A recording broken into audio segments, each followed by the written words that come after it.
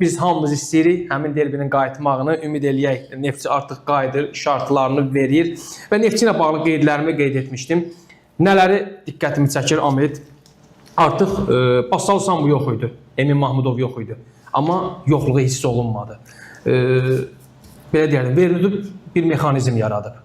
O mexanizmdə hansısa futbolçular olmaya bilər. Abbakar komandanın hücumçusu yoxdur. Heç Abbakar yaddan çıxıb ümumiyyətlə. Bəli, Abbakar komandanın hücumçusu yoxdur, amma Abbakar adına görə start heyətində yer almadı. Yəni ehtiyatlı oldu, çünki bu günləri görürük ki, Vargas çox əla bir forma yaxalayıb, ideal bir forma yaxalayıb, Sivrucuda çıxış eləyir, İmişlən oyunda da yaxşı oyun sərgilədi, bu oyunda da yaxşı oyun sərgilədi. Emil Səfərovu qeyd eləyərəm. Bir məhdci bir futbolçunu necə inkişaf elətdirə bilər, bir məhdci bir futbolçunu necə ortaya çıxara bilər, Emil Səfərova baxsınlar. Vernudubdan əvvəlki Emil Səfərov və bugünkü Emil Səfərov inkişafdadır. Neftçi ilə bağlı komanda son 11 oyunda 7 qələbə qazanıb. Bu mövsüm yox, son illər ümumiyyətlə Neftçinin belə sabitliyi olmayıb. Yalnız bir məğlubiyyət var Turanlı oyunda və nəzərə alaq ki, sən də çox doğru qeyd etdin ki, bu Neftçi Vernudubun əsəridir. Oyun olaraq, nəticələr olaraq Vernudubun əsəridir son nəticələr. Amma heyət olaraq Vernudub yığmayıb və adətən məhdçilər bunu əlində bəhanə edir. Amma Vernudub gəldiyi gündən heç vaxt bu bəhanəni əlində bayraq tutmayıb, mənim yığdığım heyət deyil deməyib. Elə gəldiyi ilk gündən deyib ki, nəticə verə bilərik, daha uğurlu ola bilərik və vədinə əməl eləyir. Neftçi komandası uğurlu çıxış eləyir. Məncə bir neçə gün əvvəl sözüm var verilişimizdə də mən bildirmişdim ki, Neftçi arxadan gəlir.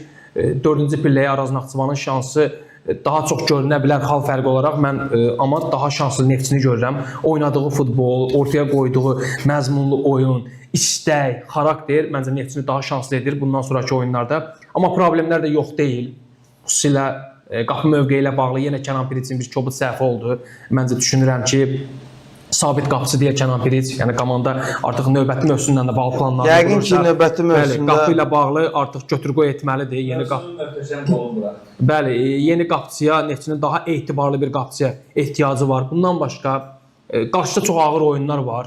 Oyunların taleyi, Neftçinin taleyini çox önəmli təsir edəcək. Sabahla, Qarabağla çox vacib qarşılaşmalar var.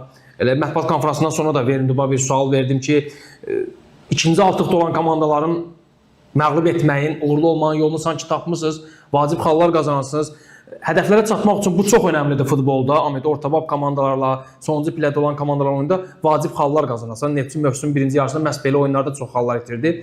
Bəs ideallarla oyunda xüsusi planınız olacaqmı?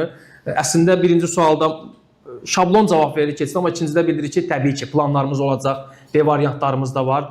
Görünən odur ki, Vernudub məhz həmin ağır oyunlara xüsusi hazırlaşır. Biz həmin oyunlarda daha yaxşı Neftçi görə bilərik. Əgər həmin oyunlarda da Neftçi lazım olan nəticələri qazana bilsə, düşünürəm ki, rahatlıqla biz nəhayət 2 illik aradan sonra Neftçini Avrokuboklarda görə bilərik. Hamımızın istədiyi, arzuladığı məhz budur. Bu yolda Neftçi komandasına uğurlar arzulayıram.